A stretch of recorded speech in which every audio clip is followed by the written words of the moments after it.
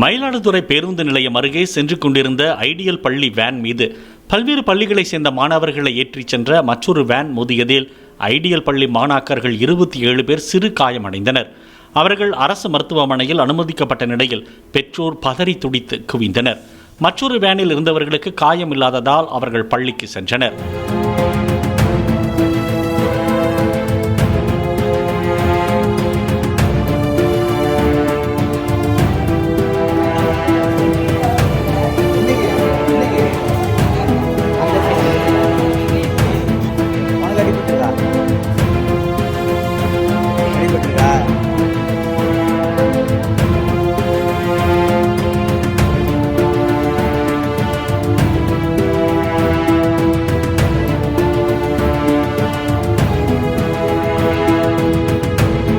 Play store மற்றும் app ஸ்டோரில் இருந்து பாலிமர் செயலியை QR கோடு மூலம் பதிவிறக்கம் செய்யுங்கள்.